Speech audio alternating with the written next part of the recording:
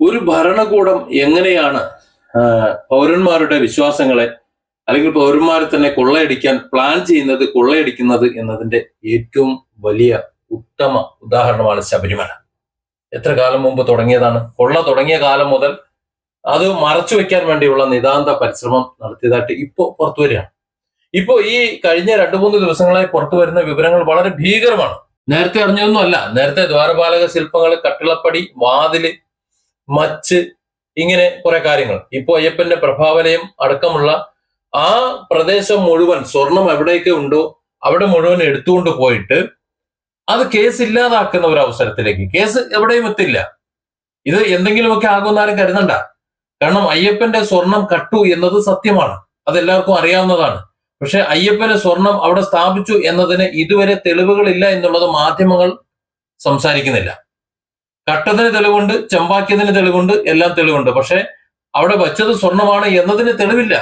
ഇതുവരെ അത്തരത്തിലൊരു വാർത്ത വരുന്നില്ല. ഉണ്ടെങ്കിൽ ആ വാർത്തകൾ കൂടി മാധ്യമങ്ങൾ പുറത്തു വരണം. ഞങ്ങളൊക്കെ ഒന്ന് അറിയട്ടെ, ജനങ്ങൾ അറിയട്ടെ. ഈ പ്ലാനിങ് എല്ലാവരും കൂടെ ചേർന്നിട്ട് നടത്തുന്നതാണ്. നോക്കൂ, ഇത് എന്ന് തുടങ്ങിയതാണ്? ഒരുപാട് കാലം മുമ്പ് തുടങ്ങിയല്ലേ. അതിന്റെ ഭാഗമായിട്ടാണ് ശബരിമലയിലെ ആചാര വിശ്വാസങ്ങളെ തകർക്കാൻ വേണ്ടിയുള്ള ശ്രമം നടത്തിയത്. അവരെ സംബന്ധിച്ചിടത്തോളം വിശ്വാസമൊന്നുമില്ല. എന്ത് വിശ്വാസം? വിശ്വാസികൾക്കല്ലേ വേദനിക്കുള്ളൂ.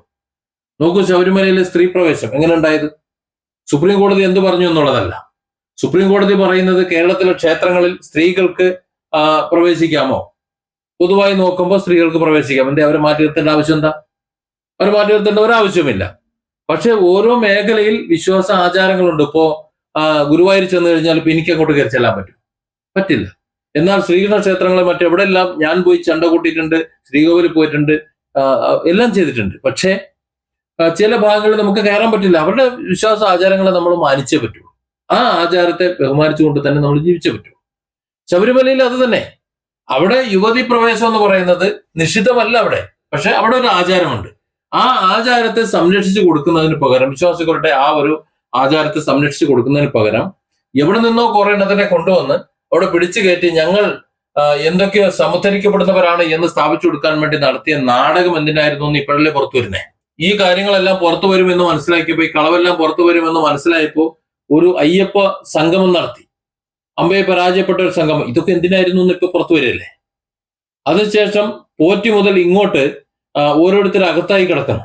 അത് കോടതി ഇടപെട്ടതുകൊണ്ട് മാത്രം. അല്ലെങ്കിൽ ഇതൊന്നും അവിടെ എത്തൂല.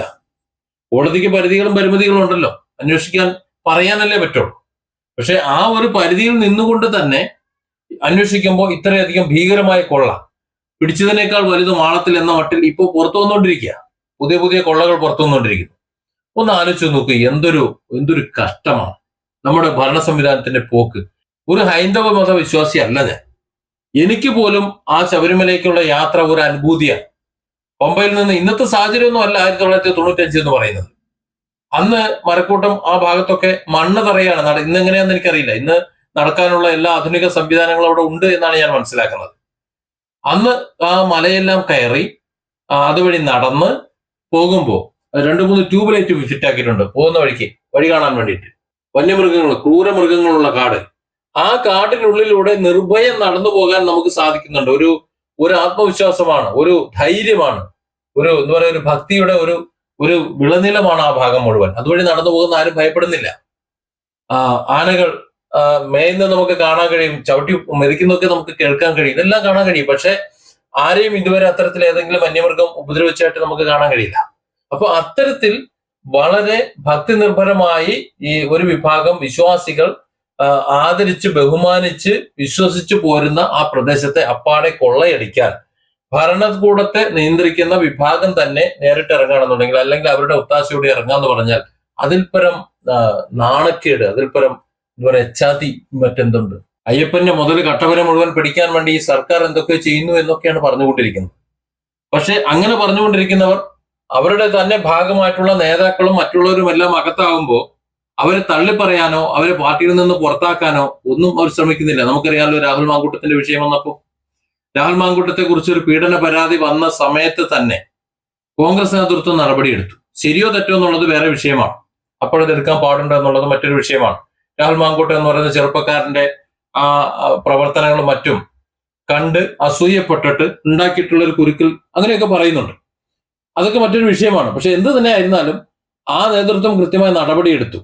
ആ നടപടി എന്നിട്ട് പോരാ എന്ന് പറഞ്ഞുകൊണ്ട് വാദിച്ച് നടന്നിരുന്ന അതേ വിഭാഗം തന്നെയാണ് ഒരു വിശ്വാസ സമൂഹത്തിന്റെ ആരാധനാലയം മുഴുവൻ കൊള്ളയടിച്ചുകൊണ്ട് പോയിട്ടും അതിൽ പ്രതികളായി അകത്ത് കിടക്കുന്നവരെ കുറിച്ച് ഒരു അക്ഷരമിണ്ടാത്തത്. ഇതാണ് അത്ഭുതം. അതുകൊണ്ടാണ് ഇതൊരു പ്ലാനിങ് ആയിരുന്നു, ആസൂത്രിതമായ ഒരു പ്ലാനിങ് ആയിരുന്നു. അവിടെ വിശ്വാസികളെ പൊതിഞ്ഞു വെച്ചുകൊണ്ട് അവിടെയുള്ള സമ്പത്ത് കണ്ണുവെച്ചുകൊണ്ട്, കേരളത്തിൽ അങ്ങനെയാ, ക്ഷേത്രങ്ങളിൽ സമ്പത്ത് കുമിഞ്ഞുകൂടി കിടക്കുകയാണ്. കാര്യം വിശ്വാസികൾ കൊടുക്കും, അവരുടെ വിശ്വാസത്തിന് കാണിക്കയായി കൊടുക്കുന്നത് പലതുള്ളി പെരുവെള്ളം എന്നതുപോലെ പെരുകി വരും, സ്വാഭാവികം. പക്ഷെ ആ സമ്പത്ത് കണ്ടുകൊണ്ട് അത് നമുക്ക് കൊള്ളയടിച്ച് നമുക്ക് സ്വന്തമാക്കി കളയാം എന്ന് ആരെങ്കിലും കരുതുന്നുണ്ടെങ്കിൽ അതെങ്ങനെ അംഗീകരിച്ചു കൊടുക്കാൻ കഴിയുക? കാര്യം വിശ്വാസികൾ എന്ന് പറയുന്നത് ഹൈന്ദവ മത വിശ്വാസികൾ മാത്രമല്ല, അവർക്ക് ചുറ്റും താമസിക്കുന്ന മുസ്ലിങ്ങളും ക്രിസ്ത്യാനികളും അടങ്ങുന്ന മറ്റു വിഭാഗങ്ങൾ കൂടി ചേർന്നതാണ് വിശ്വാസികൾ എന്ന് പറയുന്നത്. അതുകൊണ്ട് തന്നെ മറ്റുള്ളവർക്കും അത് അംഗീകരിക്കാൻ പറ്റില്ല. അല്ലാതെ ഇപ്പൊ അയ്യപ്പന്റെ സ്വർണം കട്ടു എന്ന ഒരു കാരണം കൊണ്ട് അത് അയ്യപ്പന്റെ എല്ലാം കൊണ്ടുപോയിക്കോട്ടെ എന്ന് കരുതിയിട്ട് ഇവിടുത്തെ മുസ്ലിങ്ങളും ഹിന്ദുക്കളും അർമാദിച്ച് നടക്കുമെന്നാണോ പറയുന്നത്? അല്ലെങ്കിൽ അവരതൊക്കെ സമ്മതിച്ചു തരുമെന്നാണോ പറയുന്നത്? കേരളത്തെ സംബന്ധിച്ചിടത്തോളം സമ്മതിച്ചു തരില്ല. അതാണ് ഈ കഴിഞ്ഞ പഞ്ചായത്ത് തെരഞ്ഞെടുപ്പിൽ കണ്ടത്, ചെറുതായിട്ടൊന്ന് കണ്ടത്. അത് അടുത്ത തെരഞ്ഞെടുപ്പിൽ അത് നന്നായി പ്രതിഫലിക്കുകയും ചെയ്യും, വളരെ നന്നായി അത് പ്രതിഫലിക്കും. അതൊക്കെ മറയ്ക്കാൻ വേണ്ടി പലതും ഇവിടെ നടത്തുന്നുണ്ട്. തിരുവനന്തപുരത്ത് നിന്ന് തുടങ്ങിയിട്ടുണ്ട്. ഇപ്പോ BJP തിരുവനന്തപുരം പിടിച്ചടക്കിയത് കൊണ്ട് അവിടെ നിന്ന് തുടങ്ങിയിട്ടുണ്ട്. അത് ഗണേഷ് കുമാറിലൂടെ അത് തുടക്കം കുറിച്ചിട്ടുണ്ട്. പക്ഷെ അതൊക്കെ ജനത്തിന് മനസ്സിലാവും. അതൊന്നും ശബരിമലയെ മറയ്ക്കാൻ പറ്റില്ല. രാഹുൽ മാങ്കൂട്ടം എന്ന് പറയുന്ന ഒരു ചെറുപ്പക്കാരൻ നിരന്തരം വേട്ടയാടി അയാളെ ഒരു മൂലയ്ക്കാക്കി ഈ കോലത്തിലൊക്കെ തെയ്യാട്ടം കളിച്ചിട്ടും ശബരിമല മുങ്ങിയില്ല. ഇപ്പോഴും ശബരിമല പൊന്തി നിൽക്കുകയാണ്. കാരണം അത് വിശ്വാസ സമൂഹത്തിന്റെ നെഞ്ചത്തേറ്റ പ്രഹരമാണ്, നാണക്കേടാണ്. അയ്യപ്പന്റെ മുതൽ കട്ടവർ ഗുണം പിടിക്കില്ല എന്ന് പറയുന്നത് അതുകൊണ്ടാണ്. പുറത്തു വരുന്ന വിവരങ്ങൾ അതിഭീകരമാണ്. ഇപ്പോ കഴിഞ്ഞ ദിവസം കൗമുദിയിലടക്കം വാർത്ത വരുന്നത് നമ്മൾ കണ്ടതിനേക്കാൾ മേലെയാണ് എന്നാണ്.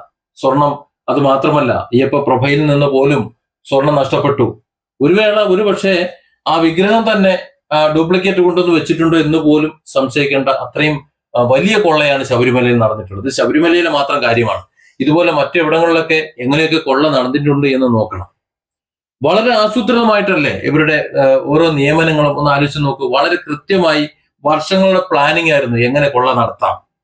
കാരണം ആരും കയറി നോക്കൂലല്ലോ. അപ്പൊ ശബരിമലയിലെ വിഗ്രഹത്തിന്റെ ആ പവിത്രത പരിശോധിക്കാൻ, അതിന്റെ ക്വാളിറ്റി പരിശോധിക്കാൻ അതൊക്കെ കുറെ ചടങ്ങുകളുണ്ട്, കുറെ ബുദ്ധിമുട്ടുണ്ട്. ചാടിക്കയറി ഇങ്ങോട്ട് ഏതെങ്കിലും ഒരു അന്വേഷണ ദിവസം പരിശോധിക്കാൻ പറ്റുമോ? പറ്റില്ല.